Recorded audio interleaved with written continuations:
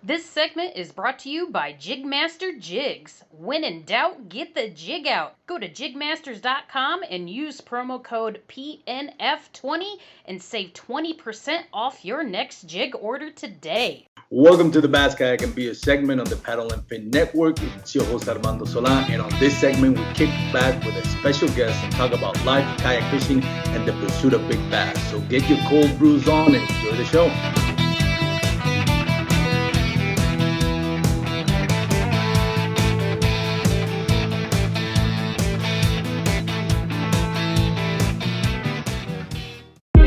Welcome to After Hours on the Paddle and Fin podcast. Listener discretion advised.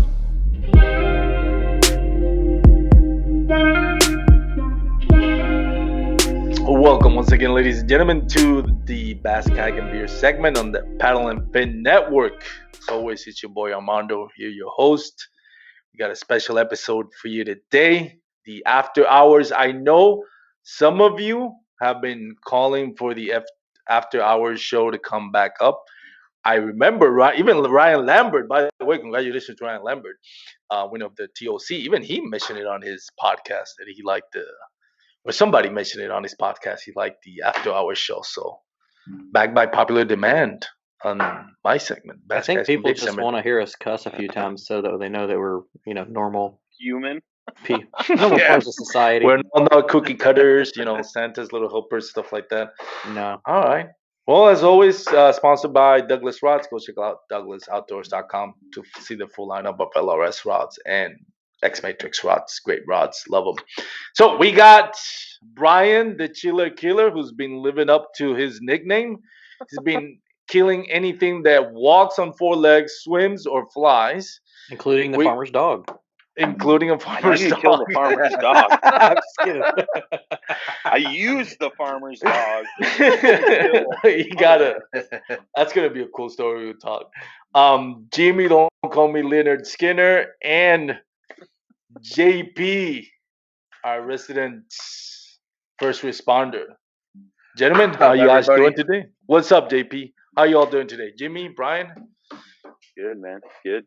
Y'all doing good? Thank you. We'll be talking a lot of crap today. I don't know. We'll dive in a little bit into the Tournament of Champions that happened over the weekend on Sunday. Again, Ryan Lambert came up with first place. Talk a little bit about that year in review for each one of us, and obviously we'll roast Ryan Milford. That's mandatory on this segment.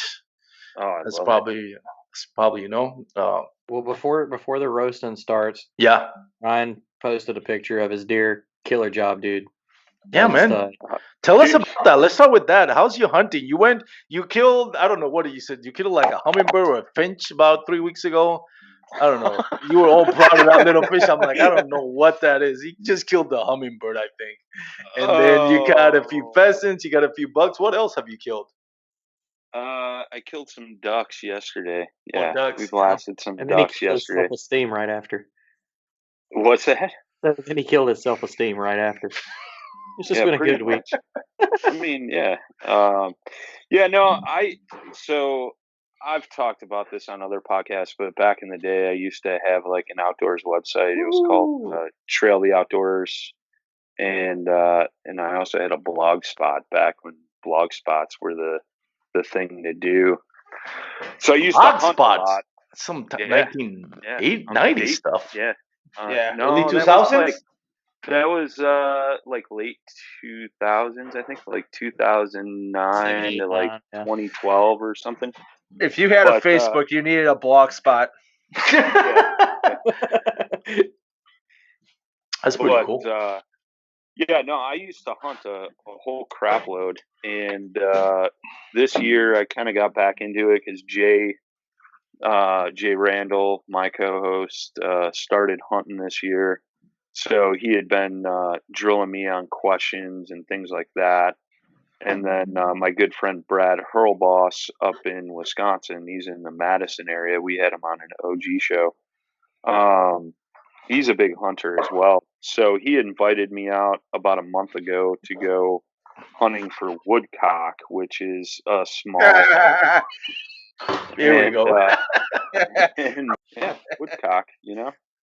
So I actually shot one, and then the weekend after, I think I went pheasant hunting because Wisconsin's just got a crap load of public land, and we got 3 birds there. And then I decided to hunt the rut up here. I went out. I wasn't even going to go out. I got out with like 45 minutes left of light. I had a big buck come into a grunt call. He walked away, and then I had a small button buck come in, which I thought was a doe, turned broadside at like 15 yards. So I smoked that deer. And then the next afternoon I went out and I shot that big 8-pointer. And Nice. that Friday, and then yesterday I went duck hunting. We got 3 ducks. So your freezer's full. That's what you're telling me. Yep. It will be full once I get the deer back from the processor. The ducks are already gone. The pheasants are already gone. The woodcock's already gone. I eat that stuff like it's nobody's business. You know, cock's first thing. Exactly. Oh man, I apologize to my listeners. No, you don't. No, we haven't even begun. Everybody out there is, yeah. You I'm asked. regretting this already. So hey, at least if you're not good at fishing, at least you're good at hunting. So that's good. Ouch. So I think let's be Armando's honest, asking Brian. for it. Look at him! Look at him! He's turning sideways already on his chair. He got something. Man. Dude, that Private rolls land, you can. every freaking year in Alabama. You What's can, that? you whether you can hunt over bait or not. They literally, I think, for the last 4 years, it's yes, no, like that. Like somebody was asking me this year before they did. I was like, I don't know. If you get caught, just play stupid. Best I can tell you. I don't know. Yeah, next weekend I'll be up for gun deer opener in Wisconsin. So I'll be joining the Orange Army this year. But I've never duck hunted. So actually yesterday, kayak did. We actually went out and hunted out of the kayaks in the new canoes. Did you get the blind, or did you build a blind? My buddy Brad has the Pursuit, and he's got the new canoe blind. And I borrowed one of his old blinds that he used to use on his Hobie. And then his other buddy Adam, who ran the Heroes on the Water chapter up in Wisconsin, he's got an Old Town Predator that he had a makeshift blind built on his boat. So we just kind of ducked into the marsh grass, set out decoys and stuff. It was really cool, man. And it's the same thing with like the pheasants and the woodcock. Like I've never upland hunted before. So like that was all new to me this year. And that's all courtesy of my good man, Brad, up in Madison. That's the one thing that's like pulls me to move up that way. Like I definitely feel like I've got the better like bass fishing, but the opportunity you have at everything like trout, walleye, salmon, like everything's within grasp from where you're at. And I'm kind of jealous of that. Yeah, that's for sure, man. I mean, I'm like literally 10-15 minutes south of the Illinois-Wisconsin border. So like I can jump on I-90 on the south in the Illinois portion in like 10-15 minutes. And it takes me an hour. Well, where we're hunting, which is right outside of Madison, is like it's like an hour and 15-minute drive. That's awesome. So like, and that's the thing too. Like where we went pheasant hunting, the DNR puts birds out every year, but some of those fields that me and Jay hunted are like 45 minutes away, and I've always shied away from like hunting public land because you always got so many people and whatever else. I used to where I shot my deer was actually public land, and I hadn't hunted that chunk of land in probably 8 years or something. And I just walked in, I found some rubs, and I sat on the ground. Like I wasn't even in a tree stand or a ground blind. I just sat on the ground next to a couple of bushes, and I shot that big buck. It was like 25, 26 yard shot from the ground on my knees with a bow, and that was pretty intense. Dude, you won't catch. I had a couple close calls with trees, 2 different types of tree stands. and I'd rather just sit on the ground. Like I don't even like using the ground blinds. I'd rather just find me a comfortable tree. Yeah, heck yeah, man. I That's a mean, good. I've Go ahead. I'm sorry. no, I've been watching a lot of the hunting public on YouTube. Those guys like get it done, and the one thing that was kind of cool that I see that those guys do, and it's the same with Seek One, which is from down south, I believe. Those guys Seek Ones in new canoes, but they were showing us, or they just put up a video series. The hunting public did. There's a spot in Tennessee where there's all this public land that's overpopulated with deer, and it's only accessible by water. So they were going out in boats and dropping the guys off, and just, dude, I mean, the guys were sitting next to a tree. There must have been 20 deer walk past them in an hour and a half. Yeah. And I was just like, I need to go there. But I saw the one guy, they were hunting a piece of public land in Iowa, and he took a kayak way back into this piece of public land. And when you think about it in theory, like, you know, like I talked about, like public land, you always think about like people everywhere, it's overpopulated, whatever. But a lot of people are lazy, and a lot of people overlook those very far back areas, and they don't get hunted because, like Armondo asked, you know, when you kill something that far out there, how do you get it out? And it's like a lot of guys don't want to drag a deer a mile to get it back to their vehicle. But like this dude went 3 miles back into this piece of Iowa public land, shot a monster 160-inch class buck, threw it in his kayak, and paddled back, and it was no thing, you know. And it's the same thing like you know, duck hunting the other day. Like But we wait a paddled minute. out with bags of decoys and stuff. What kayak did he use? Because most kayaks, only gets 400 pounds, and you already.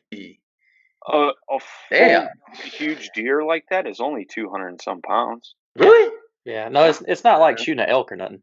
Oh, okay. Think about Like, it. Okay. Yeah. 245, When you said a monster, I'm thinking, okay, 300, 400 pounds. No, 240-pound buck is a tank. Oh, That is huge. That's a giant. big mature deer. Like all right. like that buck I shot the other day is probably 160 150-ish. pounds. Yeah. Yeah, 150, you know, something like that. So, you know, I don't know. We've been talking about that, like gun opener next weekend in Wisconsin. That's what I might actually do, is paddle across a marsh to the back of a CRP field that's got a wood line in between it. And there's a parking lot, I don't know how many yards up. Well, it's probably a good half a mile or so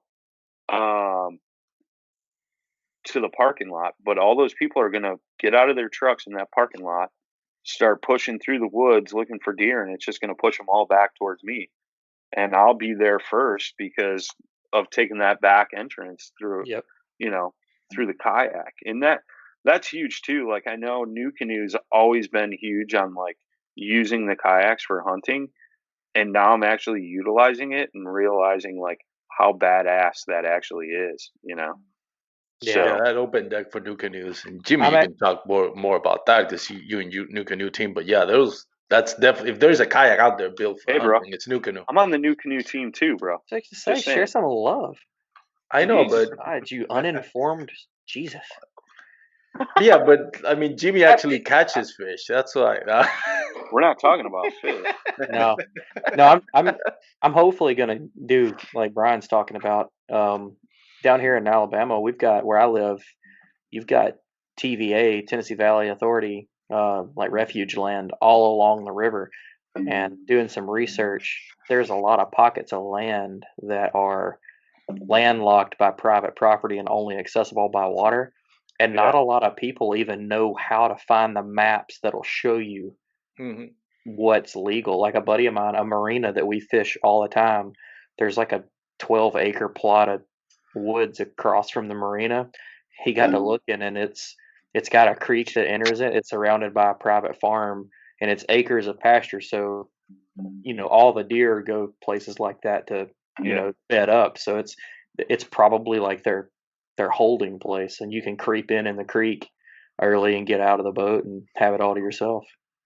Exactly. That's the one thing that here in Texas we're kind of screwed if you're a hunter in that aspect. It's like I think Texas is the state with the least public land. I know it's like 1%. Yeah. Texas land is public land. So Illinois is just as bad. We got public land, but it's all like, so in Wisconsin, right? Next weekend, out of all the Wisconsin public land, I could show up at whatever one I want and hunt it. In Illinois, to like go out, archery hunting's a little different, but like gun hunting and waterfowl and upland hunting, like you have to go through a lottery process where you got to win your spot or your tag. Like you can't just show up to that piece of land and go, whatever. But there are a few of the parks where like I'm close to 100-acre plot of land where I shot my buck that's open to, I could just show up whenever I want and hunt it during legal hunting hours. But there's another one that's out west, like an hour and 45 minutes. Whereas Wisconsin, like every town you're in, you're pretty much surrounded by a bunch of public land within a half hour in any direction. And not only that, but in the state of Wisconsin, unless it's a private pond, all their water is public land, like creeks. I think stuff that's like much that. everywhere So there. they give you an easement off of bridges, and as long as your feet are touching the water or you're in a watercraft, you're on legal property. And they've had issues in the past, like in the southwest portion of Wisconsin where fly fishing is very abundant, like homeowners coming out telling fly fishermen to get off their land, whereas technically they're not on their land. They walk through the water to get to that spot to fish. And like there's been instances where like homeowners come out with like shotguns and it's in Texas. It's just craziness. But Texas, in Texas you greet your neighbor with guns. It's funny that you mentioned that because Fluke Master Gene Jensen had a video back when, I don't know if Fluke Master was ever going to be one of the Guggen Squad or whatever, but he actually filmed in Gary Yamamoto's ranch, BK Ranch. Everybody knows Gary Yamamoto, the owner of the Senkos. He was with the Guggen Squad. He was with all the members of the Guggen Squad. I don't know if Robert Turklow was there. I don't remember, but I know most of the Guggen Squads were there.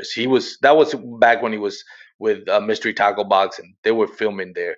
And on his way, and I've driven through that. You go through a lot of like open land to get to Gary Yamamoto's ranch, and I think if I remember correctly, like John B was with his drone, and some landowner came out with a shotgun and fired up in the air, and Gene Jensen stopped the truck, lowered his windows, like, "Can I help you?" And the guy asked him, he's like, "We're trying to get to Gary Yamamoto's ranch." Like, dude, seriously, that's how he got created in Texas. That's the first thing he says. "Welcome to Texas." So yeah, you're kind of right about that. Damn Texans. I filmed an episode with Manny Ibarella from Skinny Waters. What is it? Skinny Water Boys. Skinny Water Boys TV. That's right. God, so uninformed, man. I know, man. It's horrible. Thanks for the OG. Thank God I got JP to make me look professional here. But he was like him and Eric Celerio. I know I botched that last name from Hook Off the Grind. They've gone through that, man. In Texas, where landowners come out, either shoot in the air or shoot in the water, or just threaten to shoot it to get out. Bring that shit to Alabama. I dare you. Yeah. We shoot back. Trust me, Texas. It's crazy. So, anyways, let's round up to JP. JP, how you doing, man? Are you doing any hunting, JP? Not any hunting right now, man. I've been busy with work with this whole COVID and everything going on. It's been keeping us on our feet, man. Between working overtime, a lot of personal things going on. I had a loss in the family, so we were dealing with that. So it's just, I had a little time to get out last week for a little while the weather was nice. But things are winding down in terms of fishing up this way. just kind of getting what we're seeing what happens with this COVID. If it's if it's we're supposed to go under like a 30-day advisory or something or another. I just the rules change every day of what the hell it's supposed to be, but you know what?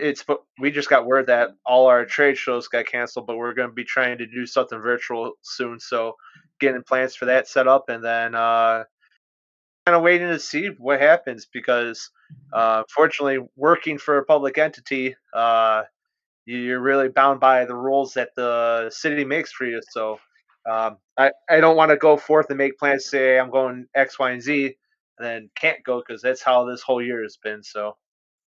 You work as I know you work in the firehouse, but you work as a fireman or as paramedic? I forgot. I apologize. Oh, good. I have a dual role. I am firefighter paramedic. So Okay. I am on the fire engine or the fire truck, but also we carry the same equipment as the ambulance. So if we get there before the ambulance, we could start as the paramedic. I can start advanced life support care for the patient until the ambulance gets there, and the ambulance just has to transfer them to the hospital from that point. Do they let you fire up the sirens, man? Like, what's that feel like? These are real questions. This is what I need to know. This is a professional here. This is they what let we me want to know. They given me a license to drive the damn thing. Oh, Jesus, I'm staying away from your firehouse. Let's be honest. Is there ever where you're like, it's not an emergency, you just caught in traffic, you're like, screw it, we're just gonna fire up the alarm or the sirens and just get people to move out of the way because we're hungry? Does that ever happen? Illegally can't say. Illegally can't say. Give those secrets away. If you come up here to my firehouse one day and ride with us, you'll see. Oh man, I lived back in Puerto Rico back in the days, and traffic over there is horrible. Every time I see an ambulance, I was like, "Oh, sweet Lord, yes, I can just go right behind them." You see everybody angling on the traffic, trying to get right behind the ambulance because you can just, right on the coattails, Goes right through. get out. It gets pulled over. That's my mom in the back. So in the city, we don't have them. The city is kind of weird. We don't have them in the intersections, but in the suburbs, they have these lights. They're called opticoms, and what it is, there's a strobe light that's on all emergency vehicles that activates it. So it gives you the green light in the emergency vehicle in whatever direction traffic you're going. So if you see the light solid, you know that emergency vehicles, you're going to have the green light the entire time to wherever it's going. So that's always a godsend. I'm like, all right, let me speed up a little bit when I see that solid light. You need to break me one of those off, and I need to put that in my car. I need it. No sirens or lights, just that little transponder. Just You like that? What was it? That movie, Bruce Almighty with Jim Carrey. Yeah. Play God. Exactly. Get everybody up. So Jimmy, how you doing, man? I'm doing, dude. A little bit of the same thing JP had. We had a loss in the family, and I know. Took a week off of work, which was a terrible idea. Used it to get my mind right, but now I'm so far behind on work that, good Lord. I started my own electrical business, and actually made it legal this week. Like, actually paid to do all the form the LLC and all that stuff. So, but it's been crazy busy. Again, I signed up for another monthly tournament. I fished once, maybe twice. So it's just not playing out for me. I'm hoping to reset and next year be more involved. I'm still waiting on one more schedule to come out and see what next year has. I'm kind of writing this year off. I was supposed to go to Chick next week for the last Bassmaster, and I'm just too busy with work. It would be a very stupid, immature decision to stop moving your startup business for fishing.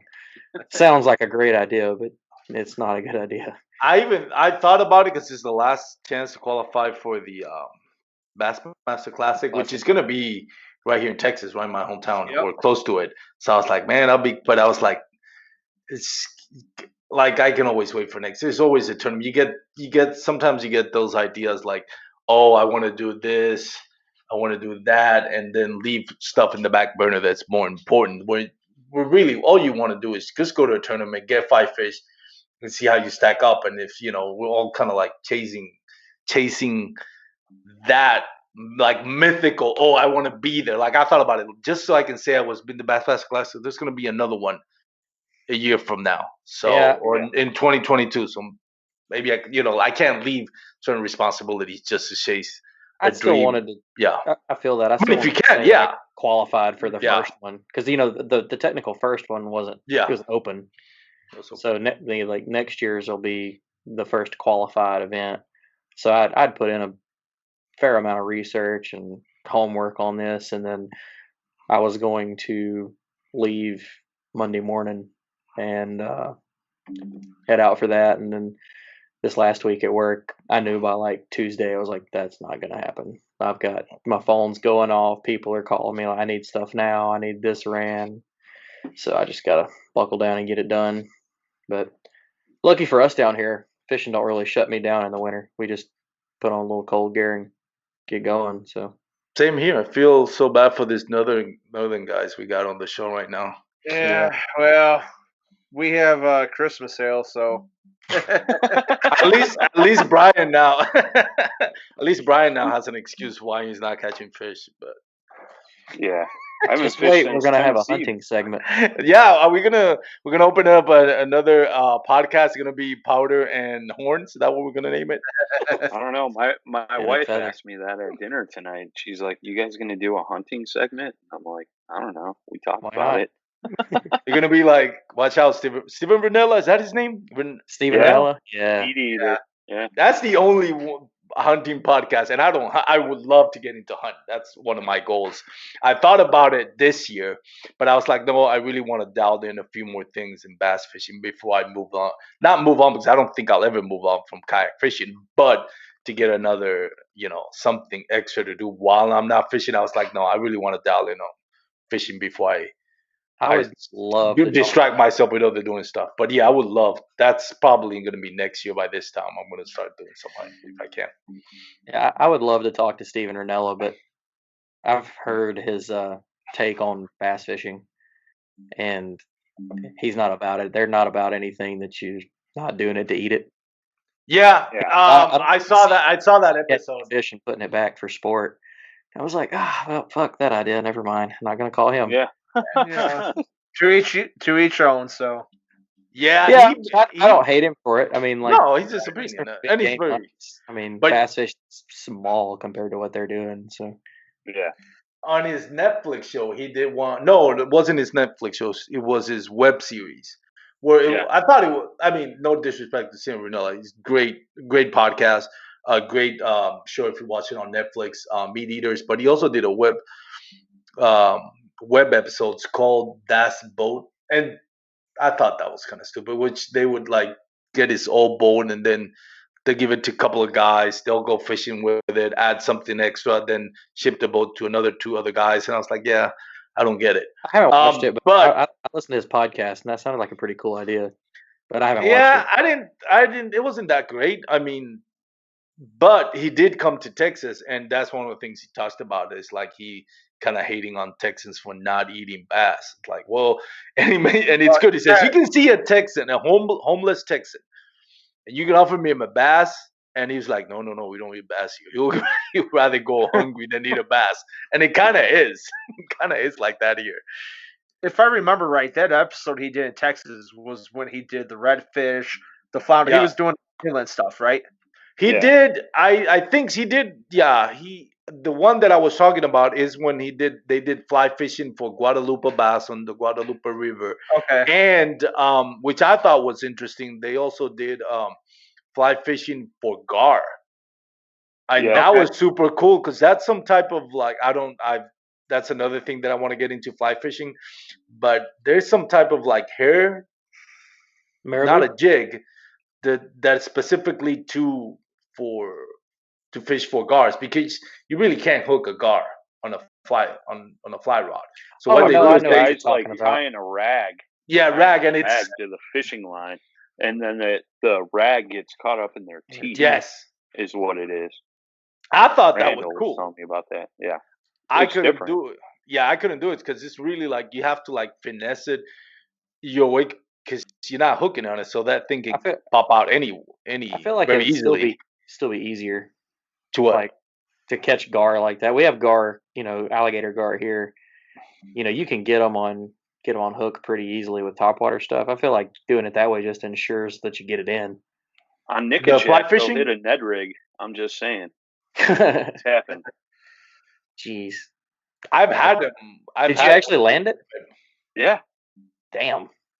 8-pound test, dude. That's impressive. Yeah, and a Ned rig. That's How big impressive. was it? I don't know, like 30 inches. It was a And long they nose. get- and I hooked him right in the side of the mouth. Wow. Really? Oh I yeah, always you know get them in what? the front. I got two of those this year. One came from Joliet. The other one was on the Des Plaines River, and both of them hit off. I was using a Kayak on a swim jig. Both of them Yeah. hit the swim jig. Yep. Really? We actually have a pond. It's like a retention area off of Wheeler Lake, kind of hidden back in the woods. It's probably got 400 gar in it, and it's not even an acre pond. Oh, man. It's always crystal clear because it's spring fed, and you can just see them. And we just go out there when we're bored with big ass whopper ploppers and just do our best to wear them out. It's just fun because it'll get hit 5 times on the way in. Right. I think, wasn't it on your segment, Jimmy, or the reel down? You had Jody Quinn. Was it Jody Quinn or Derek Brundle talking about that? That when they came fishing in Texas for a tournament. I can't remember which one it was. Was either Derek Brundle or I think it was. Which one? I think it was Jody, but I can't remember. Jody. That he kept going for this topwater that he saw. He said, "I see the fishing in topwater," and after like I don't know how long, he figured out. Which now I can kind of tell when it's a splash from a gar and when it's splash from a bass. But they'll fool you, man. You see a lot of top water. It's like, oh man, top water at noon, that's awesome. And all it is gars. Now it's just Dude, like, yeah. I don't know why, but that takes me back to me and Brian fishing on Del Hollow, and we found that like 2-acre spot of topwater going off of every freaking species, and we couldn't catch shit. Isn't that horrible? Dude, me and him were dropping rods, tying baits. Like neither one of us threw the same thing, and we couldn't even get anything. Then that wasn't bad. It's probably gar or something like that. No, you could see them, dude. I had smallmouth coming up, gar, There was drum, smallmouth, stripe, gar, everything, dude. There was all kinds of stuff. They were chasing the shad. There was a ball of pushing 'em up. shad probably the size of a football field. Yeah. And it's kind of like that National Geographic stuff. Up. Yeah, it was crazy. Man, Dude, it was crazy and frustrating because then we had like a 2 or 3 mile run back to the boat dock. Yeah. Chase this ball of shad for a mile. When that doesn't work, I always go like when I see top water like that, rooster tails. I always have one right next. Like I'll tie a rooster tail, and that'll land you something. Like I think I had 7 rods with me, and I was still tying on new shit. Yeah. Like Yeah. I was going insane. That I think to me my boat. That's the most underrated lure. I have yet to see somebody make a video or talk about rooster tails. Right, Get Sean. What? Get Sean on. Dude, those things are magnets. Jay Randall's got a nickname. That's a local. What? Jay's got a nickname in the local tournament trail as Meps Man because he ended up taking like a top 5 with like an hour left to go in the tournament, and he tied on a small Meps on an ultralight and smashed 5 fish, and it put him in like the top 5 or top 3 or something. We had a buddy of mine's son down here. We were fishing a Gunnersville tournament, Gunnersville Grass Lake, and I was headed back to the ramp, going to fish my way back, and I passed my buddy's son, Braxton. It's like, how you doing? He's like, man, I'm still got the 0. He's like, but I just tied on a rooster tail. I'm going to sit on this bridge here for a minute. And then he caught up with me on the way back in, and he top 10'd. He caught like two 20s and I think an 18. And he just went from 0 to hero with a rooster tail on Gunnersville, which you would not think of throwing that on Gunnersville. They work on everything. And it's $1.50? 99 cents at Academy, I think. Yeah, cheap. Yeah. Well, I mean, and you got to remember too, it's the same kind. I mean, instead of having a plastic body like a swim bait body, you have the hair, but it's like an underspin because you have the flash with the blade on it. So Yeah. I mean, and plus Gunnersville, and we talked about this before. How many times when you're fishing, it's so pressured that fish see X, Y, and Z all the time. You throw a Yeah. rooster tail out there, these fish haven't Easy. seen that. Yeah, you're gonna. It's something new to intrigue that fish. I want But somebody.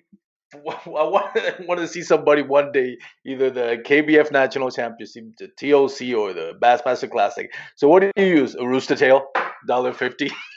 great. I'll Screw take the my jackhammers. $30,000 check. Well, You know what's that's funny? like that's a similar story with what was it? I had on for the final cast that one week that Brad can do it. Oh yeah. Secret Lure Company, and the way that the stupid tube got its name was the one dude won the Bassmaster Classic on the tube, Yep. and when he was getting interviewed, the guy was like, "Well, what'd you catch all your fish on?" And he's like, "The stupid tube," like as in like this stupid tube. And then the name kind of stuck, or the name stuck, and they kind of blew up just because of that. So they kept the name Yeah. from that interview. So for Similar those that, concept. It's kind of cool. so for those that didn't listen to that episode, what is the stupid tube? Like, explain it. It's just actually a tube bait. It's all just That's is. it. a With tube the on jig. a tube jig. Yeah, the tube Yeah, jig. tube. Yep. But why do they call it stupid? I'd never heard that name though. Well, they I call it thought the it's stupid tube because the guy that won the Bassmaster Classic, I forget who it was, had used their baits, and they used to just call it a tube jig. And the guy, in the interview was like, I was throwing this stupid tube. So the stupid tube just stuck. And they're actually really good. I ordered some after the fact. I've caught some fish on them, and they're cool because you can rig them weedless. The way that they sell their heads and everything. I've got those sitting in there now. I'm waiting until next summer when creek fishing fires up. I'm sure they haven't seen, because I've thrown a Ned tube in the creeks and had a little bit of success on that. And I mean, that thing's tiny. So Yeah. I think a regular sized tube would be money. I've tried that tube fishing thing, but I've never kind of like tried. I was like, yeah, I'm done with this. I still have it, but it's not for Texas people. Yeah, Yeah. I've never caught anything on it, so I was like, I gave up on it. Yep. I got turned on to it last year, fishing with Alan Reed at all the KBF events. He was catching a ton of big fish, and every time I asked him what he caught his big fish on, it was this stupid tube. And I was like, what the hell, dude? Like, I don't know anybody that fishes a tube, but it's like what JP said. You see baits X, Y, and Z all day long, and you throw something like a tube on that's like just a little bit different than everything else. And I think it's the same way with colors too, right? Like, Right. I throw a JigMasters jig that's a color that, like Cody has said, that nobody hardly ever orders, and then I catch a 20-inch smallmouth on it, and people are asking them for that color. It's kind of funny. Yeah. So speaking of that, Zoom has their brush hog, right, which is legendary. That's the best brush hog in my opinion. They have the, what is it, African color or South African color? I forgot, something African color. They got like 6 million colors of the brush hog. But they're discontinuing that one, and that thing is money. They got a guy in Toledo Bend, Louisiana, I think wrote this, something like, I read the article, but I mean, I'm probably misquoting it, but broke like the state record, like on back-to-backs. I'm probably exaggerating, but anyways, he caught like massive, like trophy bass back-to-back on that Zoom. Somebody fact check this guy. He's lying. No, yeah. I saw it. It's Google. It's Google, so take it for what it is. But then I was like, man, and they're discontinuing, and I've used it, and I think I won a big bass on a tournament with that same brush hog. And I'm like, lying. No, I did. It was what was it? I think it was 7 inches. 20. No, think it was like 20 and a quarter, something like that. You better watch it. Milford's gonna put a big bass up on you. Milford doesn't put a big bass for his luck. Not kidding. Shit, Every time that's I send Milford catches every fish. time I send Ryan send me a picture to post on on the Paddle and Fin Instagram. He sends me this little like, Dink. you have anything other more than 7 inches on any catch? Like seriously? So Yeah, he tried that shit on me at Del Hollow when I came around the corner. He's like, "What you got?" And I was like, "Nothing that measures." Really? Well, I got 2 19s and a 17. I was like, "No, you don't." He was like, "Yeah, I do." I was like, "You got pictures?" He said, "Yeah." Want to see him? I said, "Yeah, bring the motherfucker over here." No, I ain't got it. It's like, I know. Gotta love Milford. Oh yeah, I love that kind of stuff, dude. That's what makes fishing fun. Is talking shit. Yeah. Oh yeah. We've Especially got when guys it's talking down shit here to that, Milford. hey man, we've got guys down here that'll sell you stuff like that and have you sweating and then come in and you've beat them in the tournament. Like guys that you know are good, you'll be talking to him during the tournament. He'll be like, "Man, I'm on him." You're like, "Shit." You get in the tournament and they'll be like, no, I zeroed. What do you think about sandbagging? Like I know that's kind of like a controversial. I fucking hate sandbaggers. Yeah. There's no benefit to it. Okay, if you don't have service, I fully understand. Yeah, if you don't have service, now you fault. Yeah, that's not sandbagging. You're fishing in a good area where you ain't got phone signal. I feel that, but it's guys that wait till the end. Like it, I don't know what excitement you get out of that. Like, I think it's strategy. When I've got good numbers, I want to show everybody right now so I can be like, like, kiss my ass. I'm on the fish. You're not. But I mean, do you think? And I'm not an expert on tournament fishing, obviously, but do you think there's a strategic where you say, okay, I got 95 inches, I'm leading, I'm looking at the leaderboard, unless somebody else is sandbagging, I should be able to win. If I throw those numbers out there, somebody that's looking can say, hey, you know what, I'm gonna have to change my strategy in order to get a big fish. Yeah, I mean, like the way I've always looked at it, if I look at the leaderboard, we're all fishing common water, and you're hammering them, and I'm not, it gives me motivation to change up my game plan or change where I'm fishing. Where there's a flip side to it for me, like there's days where, like when I fished the guy was fishing in the KBBT thing, he didn't have service. It's different, but like I was coming back from traveling and was like rushing to go get on the water for 30 minutes to try and catch a fish because he had a zero. And I was like, well, dude, if I can get one keeper, I can just call it a day. So I caught the one keeper just because the scoreboard was blank and was boring for their little live stream event or whatever. And then, everything, the leaderboard's off, it's all quiet, and then he puts up 90 something inches or something like that. Like he didn't have service, so it's not a good example. Yeah. But you see guys that are notorious for doing it in the big trails, and that they're not always fishing without signal. I mean, a lot of these, I'm not going to get too far into it. I'm going to open a door I don't want to go. I'm going to start talking too much shit. It's just, you don't have to sandbag is my thing. Just throw your numbers. No, you don't have to, definitely. And I'm not opposed to it. I'm not going to say I'm against it. JP, I'm sorry. Go ahead. You wanted to add something?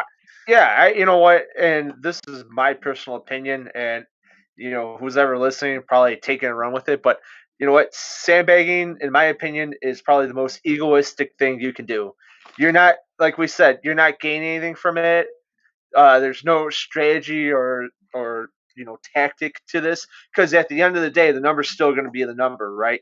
So if you're not being a team player with the rest of everybody else, if you want to, okay, fine. Well, you don't have to be a team player if it's not a team sport, though. Right, but you know what? Though. Yeah. But you don't want to be a dick. You don't want right too, because you know what's going to happen now is that you're going to give a black eye to the actual tournament that's going on itself. So now everyone's going to turn around and look at you and go, what the fuck's your problem for doing that?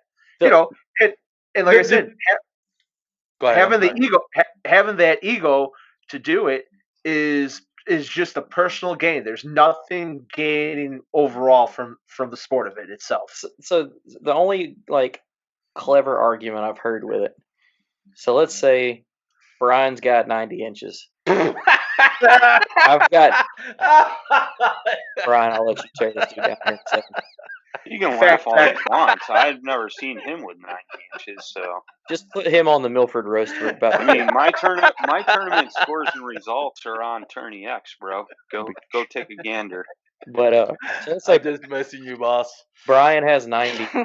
It's Okay, posted. we'll play along. Brian has 90, huh? I've got 95, but I haven't posted. Somebody told me, well, if I post that 95, that's going to give that guy the push to push to get a bigger bag. My whole argument with that argument is if you're fishing a freaking tournament, you're trying your best anyway. Nobody's out there just dicking around. You're always gonna call those fish. I know. I agree with that. I totally agree with that sentiment. If you're out there fishing, I guess it's hard not to look at the leaderboard, especially if you have signal. You want to pick at the leaderboard, especially if you're like, whether you're struggling or you're doing it good, or whether you or middle of the road, you kind of want to. But the reality is, just get your limit and then start, moving up, Fish. moving up, and keep fishing until, that final minute. I could see the strategy where somebody says, "Well, I have 95," like you said, and then Brian checks. It's like, "Well, I'm gonna switch up to a big swim bait because now I gotta put up." I gotta call maybe one or two fish. So the only way I'm going to do that is maybe if I move would up to a almost big swim bait. And then so that could cost you. And I'm not saying I'm in favor of sandbagging. I don't do it. I wouldn't do it. To me, it's just like I'm just gonna fish whatever. I'm gonna go for 100 inches, and if I don't and if I already have it, now I'll go for 105 or whatever it is. So I can see why this strategy shouldn't work, because it should be that everybody's just trying to upsize. Even if you have 5 fish that are 20 inches. I bet you if you ask 10 heavy hit tournament anglers or not, it doesn't matter. If you ask them if the numbers on the board during the tournament really affected like the strategy going in, as far as I've got to do better. You're already trying to do better. Your whole purpose is to go out there and catch the biggest bag you can. I mean, it'll change your strategy as far as it'll give you some pointers. Like, if you're, like I said, if you're on a common body of water and you're smoking them, I'm either A, not in the right area, or B, not throwing the right thing. So here's your sign, if you would, But I don't know. At the same time, that's why I like when the local clubs don't use like Tourney X, because then it's not sandbagging. Nobody knows what's going on. You might think you're having a great day and come in and somebody smoked you anyway. Yeah. What's up? What do you think, Brian? If you ask like a lot of those higher end tournament anglers that sandbag quite a bit, like their theory is, oh well, if I put up X amount of inches and so sees that I went out of the same ramp, now they're going to come find me, which I think is BS. Like, I've never seen anybody, or me personally, I've never actively sought out somebody because they're putting up good inches in a tournament. Like, never like gone out looking for that person so I can get on the same fish. It doesn't matter. You still have to catch them. Well, yeah, and I mean, but if you got info, that's different. Well, KBF put in. Well, hold up. Let's Brian. Go ahead, Brian. KBF put in the hourly big bass payout to prevent sandbagging, because from a tournament standpoint, it's nothing but a nightmare trying to judge 800 fish at the end of a tournament, and that's the biggest thing, Like, yeah, I get it. If you don't have service, like look at what happened at that FLW KBF main event thing with EJ actually taking first, when I forget who it was thought they were in first. Yeah, I can't remember what I know what you're talking about. It might have been Dusty. Like, it wasn't that EJ was sandbagging. It was because he was so far off out in the middle of nowhere. Doing EJ things. Yeah, but then that's just it, right? Like, you're always going to have that problem, no matter what body of water you're on, unless you're fishing the Chicago River in downtown Chicago, because there's cell towers on every building. But you know, there's no real benefit. And when everybody's standing around waiting for awards or placement announcements to get done, and it's taken forever. And a lot of the times, the guys that are complaining are the guys that sandbagged. Well, you wouldn't be standing around had you submitted your fish hours ago, because you had an ample amount of service. So that's another aspect of it too. But I mean, I don't see any real benefit from it. I've never sandbagged because of that. I will say, like, there was a couple of times where I was almost to the end of an hour in the KBF tournament, and I was like, is my bass big enough to submit now, or should I wait 20 minutes and then submit it to try winning big bass for the next hour? But and usually I just one submit fish it right thing. away and I win it. So, Oh, yeah, because Brian's a badass. just saying. I've won a lot of big bass, Mike. What have you won, Armando? I won $70 big bass in June, Hey, I'm just talking. and only shit. 5 people fished it. There's the It truth. was a 20 and a quarter, so it was a big Well, bass. And you know what? And Not for going Texas, it's not. Hey, this is my first year doing tournament, back, so, and going back to the and whole it's a idea. COVID year. Go ahead. I'm sorry. The whole idea of sandbagging and this, that, the other. Here's the thing: our sport isn't like, it's not like football. It's not like baseball. Probability and try, and even like if you're playing, like if you're doing like a casino game, all right, you could think about the odds of what can happen, but there's nothing ever guaranteed that if you sandbag, that's going to put you in a better predicament, because the fish is that fish. All right, you're not just going to go out and cast, but like, okay, I'm going to get a 20 and 3/4 right now, right? That's Right. what I want. That's I not know.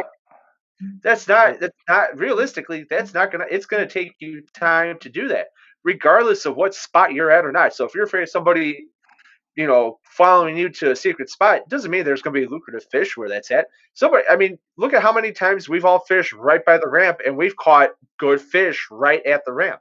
That's just the way the game goes for us. It doesn't matter. It could be me, it could be Brian, it could be Jimmy, it could be Armando. Any one of us at one point in time can catch a big fish. It doesn't. It's just not going. It's going to be you today. So sandbag, and that brings up, sandbagging is pointless to that effect if you're really trying to play the odds that way. No, and I don't think it's anybody's gonna say it's gonna win, because it's just the strategy is misinformation. That's all it is. Yeah, Yeah. it's like the fish you caught are the fish you caught. That's it. If somebody else Right. caught bigger fish, then that's it. There's nothing you can do other than try to catch big fish. I think more than anything is trying to deceive and keep information to yourself. That's the only logical reason that I can find. Again, I'm not in favor of it by any means, but it's fun to talk about, I guess. So let me ask you this: you guys have more experience in tournament. When you're fishing like big trails, like whether it's KBF, and you're going through the whole trails, you're going for Angler of the Year. Is there a strategy involved where you're not necessarily trying to win it? Okay, let me see if I can ask this question the right way. Does your strategy change where you're like, hey, I'm not going to try to win it. I just want to get this amount of points to qualify for this? Is there or is it just go all out and try to get the biggest fish? I mean, Like, are you going to say, let me just go with net rigs and weightless Senkos just to get, qualify for the next one or the TOC or whatever? Or is it like, I'm just going to go for a big bass? So, okay, going for an Angler of the Year race comes down to consistency. Yeah. It's consistent, good year. We've had guys that have won Angler of the Year that didn't win an event. Yeah. So, is your strategy to win Angler of the Year? Sure, you probably come in and say, I want to go for AOI this year. Of course, you're going to still put all your effort in to win. Now, like during the year, you may start to be like, okay, I'm sitting pretty good. I need to have consistent, like, don't finish less than 10th.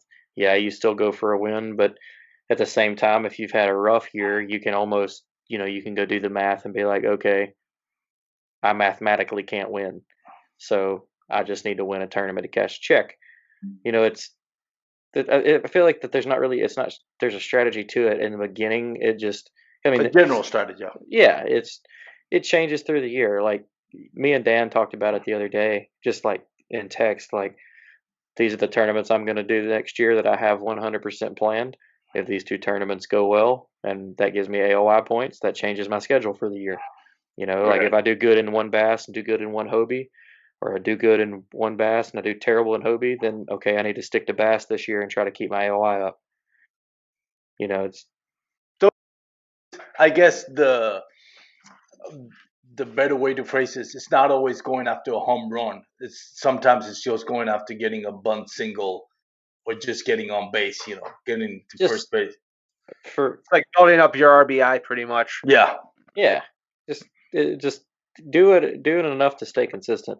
Like that's something that I want to work on is like I have good days of pre-fishing, usually have terrible tournament luck, and that shows that I'm inconsistent. Like I want to work on that. Consistency will reflect in the score. If you're a consistent angler, you won't just see your name on the board one time. You'll see your name on the board, top 20 every tournament. You'll have the really killer Tourney X stats. I got something we can talk about here in a minute too that made me think of that. I think I know where you're going with this, but go ahead. Yeah, but no, I don't know if there's too much strategy in it in the beginning, but I think it definitely develops during the year. We should have had Brad on. If he wasn't getting ready for his first day of his new job, he could have jumped on tonight.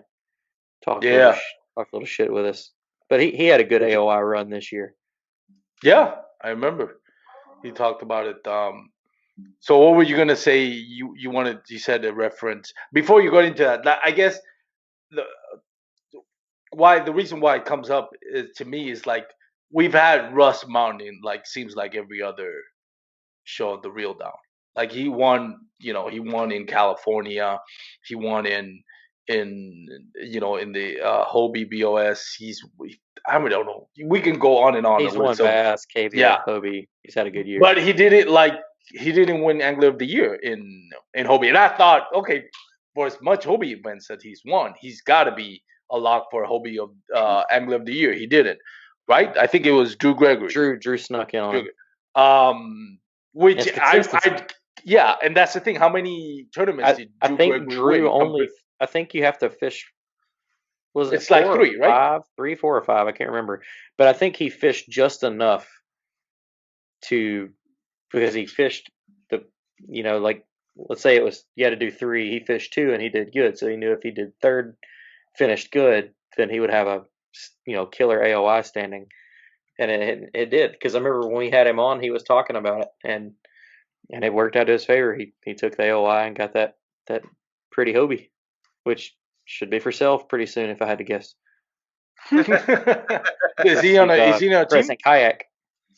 Yeah, Drew's Crescent's developer. Oh, yep.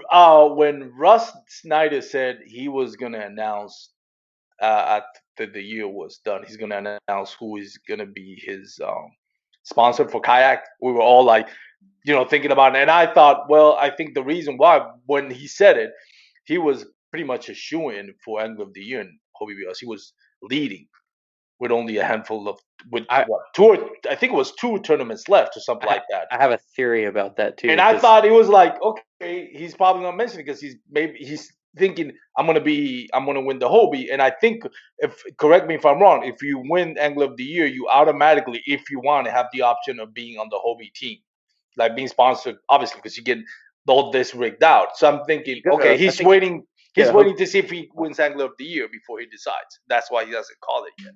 That's my thought, but I could be wrong.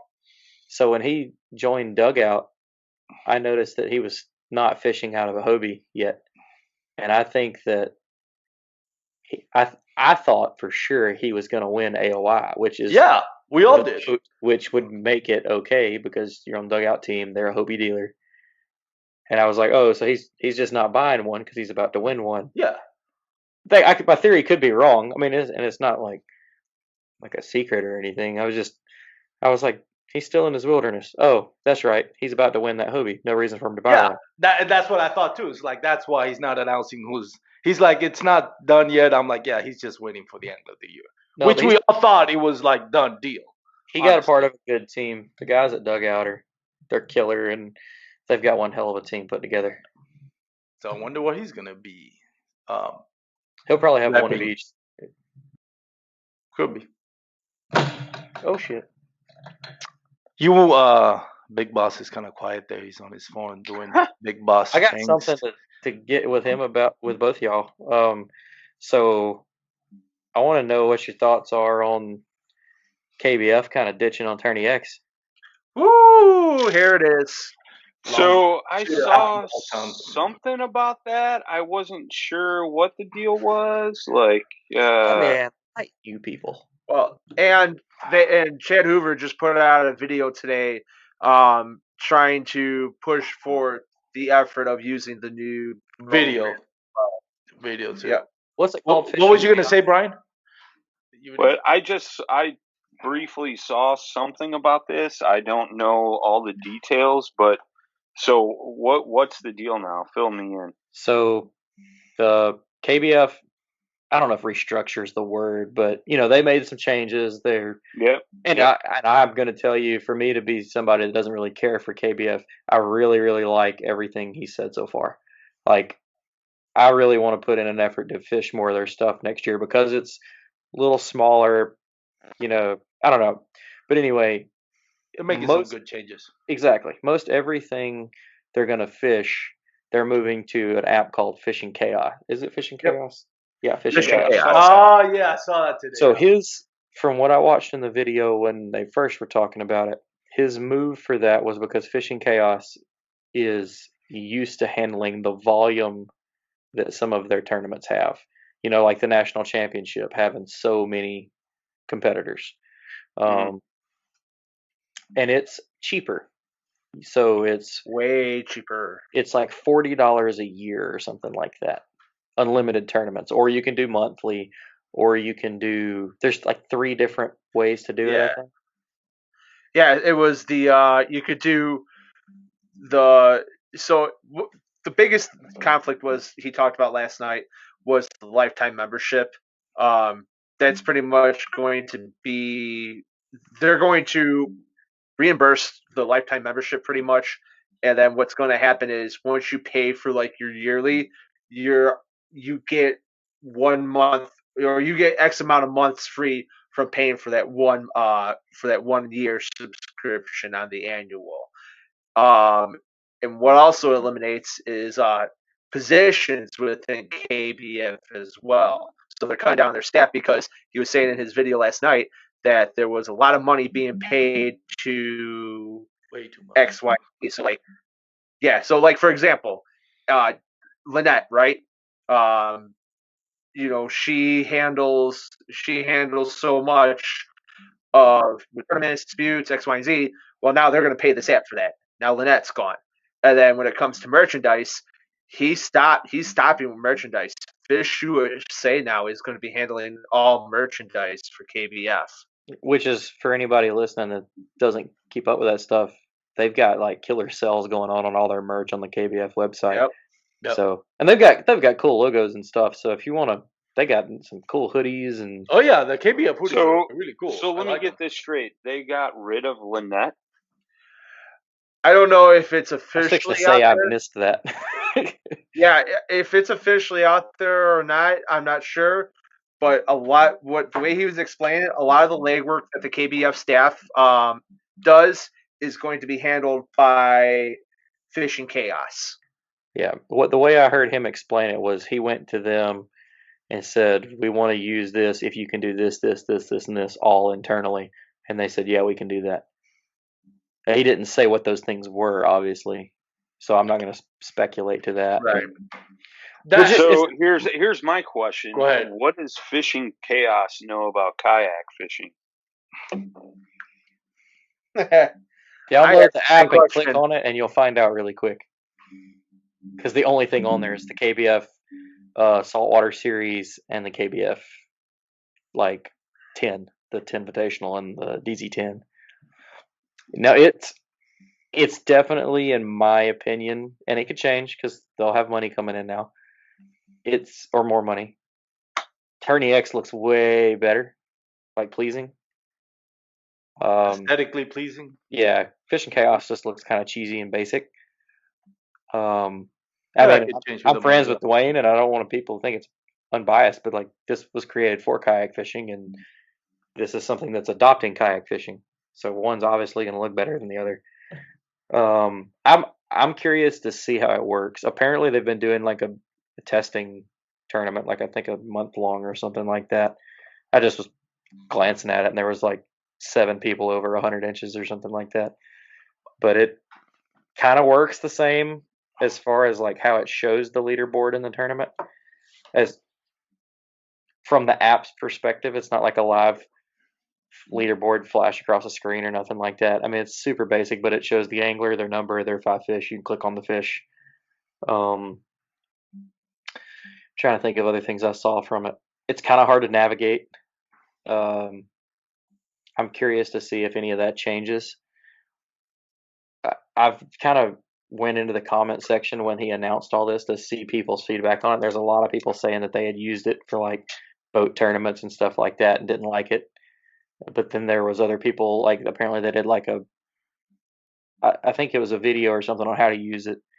I don't know. It's just curious to see. It just kind of a shocker. Like turning KBF for like a thing, and now he says they're using it for different events, but what? I think for the health of the sport, Tourney X needs competition. There's everybody is using Tourney X. You look at the Tourney X website. As a business owner, you would say I don't. Oh no, yeah, no, that's great for him. I'm not hating on his business. Great for him. He's making a great product, but you can see the problem. There was a lot of finger pointing at the national championship, and a lot of fingers were pointing at Tourney X because of all the inaccuracies that came and the updates on the leaderboard after they had been announced, and a lot of it finger pointers were Tourney X. I've done tournaments with Tourney X where I had to call the tournament director and say, "This is what's going on. I'm not sandbagging. I'm one of the things going back to sandbagging. The problem with sandbagging, if you lose your phone and gets wet, you lose overheats or something. You sandbag, you can be shooting yourself in the foot because now you can't upload them. But I'm not going back to that subject. Yeah, but the problem is that day there was a bunch of tournaments and the Tourney X. They had to take me out of Tourney X and then log me back in. So I had to stop fishing to log in back in, and it was a whole process. And I didn't have much of a signal, so it took like 20 minutes out of my fishing. And not to be that's an excuse, but that's what that happened. I don't think I would have won anyways, but either way, it took me out of my game while I'm trying to fix that. And that's the problem with Tourney X. It's great. It's a great product. But it's not healthy for the kayak fishing community. If there's only one there has to be multiple that are kind of like competing. Because you look at that Tourney X side, man, there's hundreds of fishing tournaments going on that same weekend, plus the online tournaments. Well, here's the thing too, like, and this is the biggest thing that wasn't talked about. When you break it down, Tourney X, they have to have X amount of servers and blah, blah, blah, blah. I've heard all the bullshit and the excuses. But there's one tournament club just in the state of Michigan that paid $11 grand in tournament fees that came out of anglers' pockets and came out of the prize pools of Tourney X. Okay? That's just one tournament series. How many people were in the national championship? Each one of those guys had to pay, $5 a piece to pay for that service. You add up all the tournaments and all the anglers, the amount of money that's generated by Tourney X, and you're still having these problems this many years later. And not only that, but like at the national championship every year, there's an issue with Tourney X, and it's always the number of anglers, number of submissions, and blah blah blah blah blah. It's the same shit over and over. It's like, you guys know there's a problem. Why hasn't this been fixed or addressed? Well, you're getting that much money too. Now. And again, not protecting anybody, but back to something Dan said, is it always the one the finger's pointed at, or is it the one pointing the finger? Well, and Well, I know where you're I agree going with with this. I know where you're going with this too. But the reality is, Tony X has his eyes bigger than its mouth. No disrespect to what they're doing over there. Again, great product. As a businessman, you want to get more people, you want to get more clients. But the problem is they can't handle the volume, and it's affecting even small tournaments are going to get affected by it. So there's got to be another product out there where people, where maybe smaller clubs can just say, we're gonna Tony X gonna be for the big boy tournaments. We're going to be a local club's going to use iAngler or iCash or even Hoffa Spot, which is an up and coming product too. But it's just way too many people uploading pictures on a weekend, and it's affecting everything. And it's affecting the product. It's affecting KBF National Championship. It's affecting a whole bunch of other stuff. That it's just a headache. And for the health of the sport, it has to have a competition. Everything has to have a competition. You can't have one person monopolizing something, because it's not good. Well, and that goes back, like Jimmy was saying, it's like you're saying Lynette's gone. She's the one that's kind of figured a lot of that stuff out, and she runs the backside of KBF. So now you're taking the person that knew how everything operated and you're giving it to some company that doesn't know shit about kayak fishing. Like, what is that going to do? Yeah, Like, maybe they do. I think it'll be like anything. Right. It'll have growing pains and hiccups, and I'm just curious to see how it goes. It's no disrespect either way. I've been honestly, we want success. I've been We want it waiting to to work see out. another tournament. I mean, what was the one that Hobie used? iAngler? iAngler. Yes, There's one coming out. Well, There's one coming out. It got tested this year, and we may actually use it for the Paddle and Fin Trail Series. And it's made by that kayak division in Michigan. It's called Top Water Tracker, and it's MKT Top Water Series. Now they're running a series in Indiana and Northern Michigan, I believe. But those guys are all computer programmers and crap like that. And they ran it the end of last year, and they're making updates right now, and it's coming out. And when it does come out, it's going to be free. Ooh. Free is good. You heard it here first on the Paddle and Breaking Fin. news. Dun, dun, dun, dun. Because that was their biggest complaint, and that's why they made it. They're like, they looked at the numbers at the end of their season last year, and they paid $11,000 in tournament fees, and that came out because they do like the anglers, a weekly Tuesday night and a weekly Wednesday night series, I think. That's cool. And the amount of money they were pulling out of the prize pool, and the anglers got robbed of $11,000 because of that the software stuff. Which, when you break it down, like, that's a thing. And, I know in the past, Tourney X had made deals with certain clubs and KBF and stuff where they paid X amount of dollars for a whole season. And now they're not doing that anymore. So when you break it down, $5 an angler, I mean, even still, like a small club, you got 5 events, right? And you got 50 anglers at 5 events. That's 250 anglers times $5.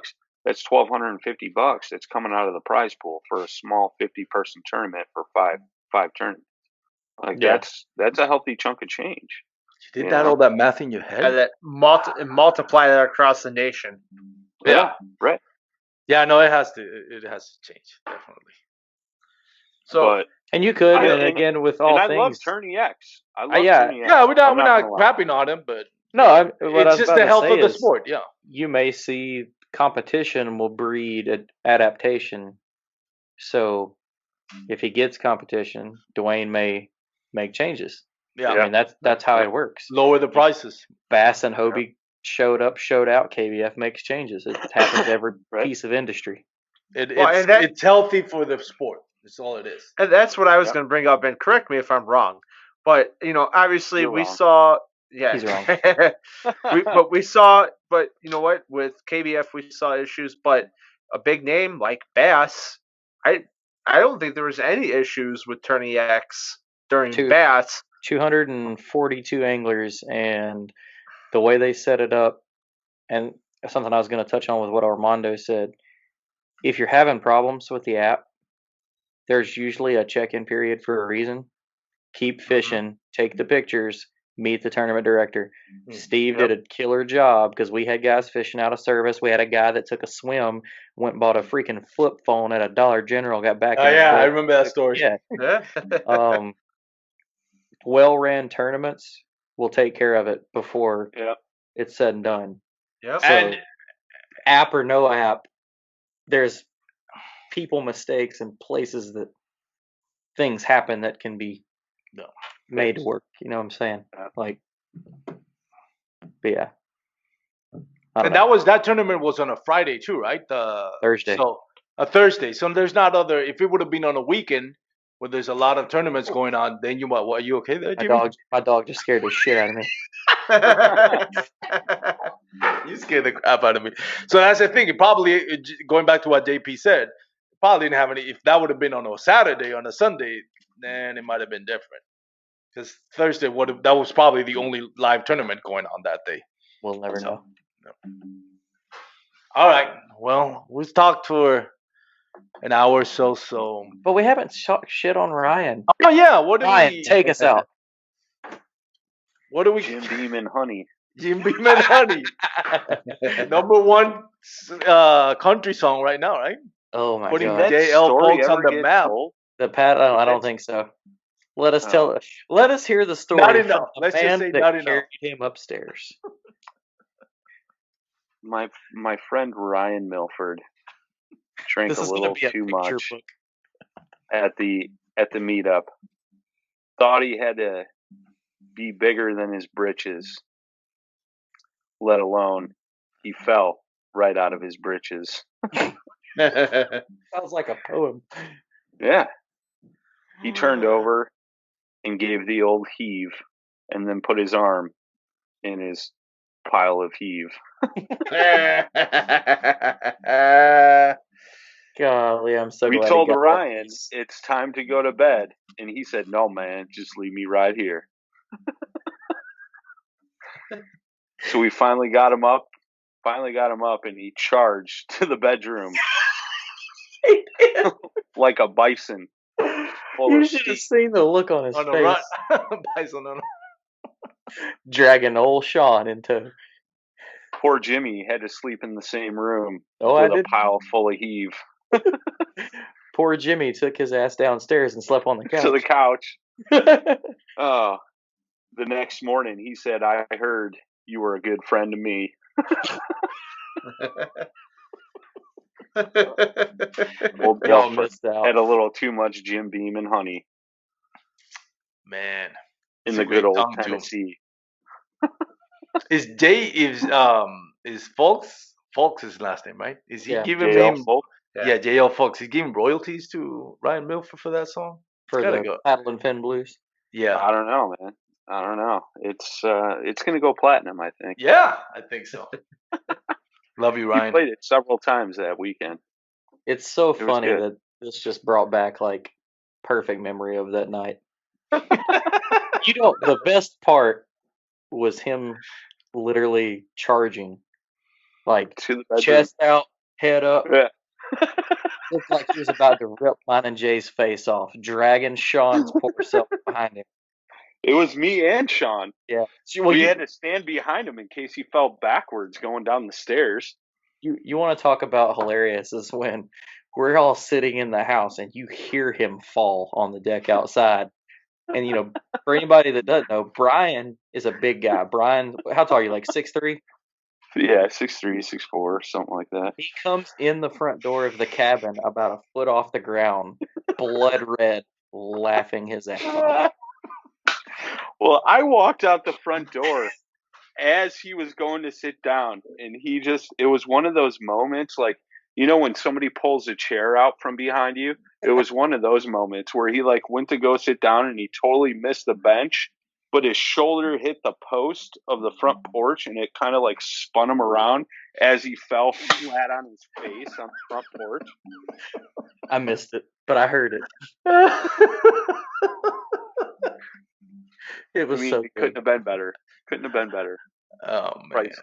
Priceless. But Brian, it took him like 30 seconds to like gasp out the word. He fell down or whatever. I think he said he's down. Houston, we have a problem. Yeah. Oh man. It all went downhill from there. If it was by then, it was already I downhill. don't know if I should tell like my end of the story. I don't want to Oh, like please give 'em a do. bad- I mean, it can't go any worse, right? it Can just- it? Oh, it could go worse. it Oh, gets way God. worse. I don't know. Well, leave it up remember to- we got him up to the bedroom, Oh, this is great. and I told Sean, I was like, grab a garbage can, because if he pukes again, at least he's got it there and he doesn't puke all over the bed or the floor. So I put it right next to his bed, and I was like, hey man, if you're gonna puke, there's a garbage can right here. I ain't gonna puke. I never puke. And he rips his shirt off and falls backwards against the wall, and then face first into the bed, and then passes out. What did he say before he fell? Do you remember? I forget. Call my wife and tell her I'm okay. Yeah. Yeah, that's right. That's right. Yeah. Oh. Just So text my wife, tell her I'm okay. we all like we stayed up for a little while longer. I just hung out talking and stuff, getting ready to fish the tournament the next day. And I go up there to go to bed, open the door, hear a gurgling noise. At first I'm like, oh dude, he's laying on his back and he's like drowning. Choking on his own. And that's a real problem for drunk people, straight up. Seen a guy do it. So I popped my head in there. Breaking Bad moment. He's like face down off the bed in a little ball. And I was like, oh no, he's just getting sick. And then the smell of that room hit me. Oh, I said, God. hell no. Oh. And I turned the light on and realized that he did not make this trash can anywhere close. Oh God. Oh man. So I'm I not just there, but that smell's hitting me on the other side of the mic right now. I just grabbed all That's my bed horrible. sheets off the other bed and said nope. And I went downstairs and just slept on the couch and was like, it'll be fine. But he had a good time cleaning the next day. Oh yeah. He did a good job. But you'd never know. It was spick and span. Good job, Ryan. We're proud of you, buddy. And I mean, he did. I won't take it away from him. He took that bottle of whiskey to the head. I was proud. Really? All right. I'll send you the video. I seen the video. I'll just try to post it. I mean, chugging it down is not the hard part. It's I mean, no, Keeping it down. for a while. Like, it was funny. Dude, it was hilarious. We got so much video of just the shenanigans and loudness in the house that night. It was great. Oh yeah. Yeah, I 'cause love I it. wish he was on the show right now. I need him to defend himself. Can he defend himself though? Like, Not with this story. what is he gonna defend? Like, in my defense, what do you say after that? Not much. No, in his In my defense, I was already drunk when I drafted Jim Beam. Okay. his I'm not gonna get into them picking him as the winner for that day. Oh yeah, yeah. We could We'll go down leave that for another one. Yeah. We'll save it for another after hours segment, I guess. Love Yo, it. Hollow Part 2 coming March 10th or 11th or whatever day that. Oh no, that probably is gonna ruin the whole reputation of Paddle and Fin. Like if there ever was. Man. All right, That is where gentlemen. the trail starts at, right? Del Hollow? Yeah, we start with the Clash of Clubs, or that the Open, right? Or no? Gotta ask Brian. I have no idea. He's already What's that? upset. We're yeah, asking. we start. Yeah, we started at Gale Hollow for the Open and the Clash of Clubs. Nice. I'm gonna try to be at the Open. You better show up Right this on. time. Yeah. Is Ryan going? I'm I sure mean, he'll be so there. it's like 45 minutes from his house. Who's gonna have babysitting duties? I'm not doing it. I'm not gonna be the definitely roommate. you. I'm gonna get my own boathouse for myself. If that's the case. Dude, side We note, need to stick him in a tent outside or something. shout out to the Eastport Marina. Their houseboats are sick. Yeah. I saw the videos. Sick. For those that haven't seen the video, go check them out on our YouTube channel. Pretty cool. Yeah. Awesome. Well, gentlemen, any last words before we go? No, man. Thanks for having us on. Yeah, Thank you guys. Appreciate it. Love having you guys on as always. We love you too. It's I've been wanting to do this kind of after hours ish on my podcast. So He's gonna throw in you the guys. ish because he got scared Not real officially. quick. Yeah, I was like, what did I get myself into? Maybe I shouldn't have gotten JP here. Blame the white guy. Which one? Damn reason. That's funny. All right, gentlemen. So this has been the Bass Kayak and Beers segment on the Paddle and Fin Network, the After Hours. Thank you for tuning in. If you're going to be out fishing, especially in winter, as always, keep safe. Wear your PFDs. Keep that 120 rule in mind.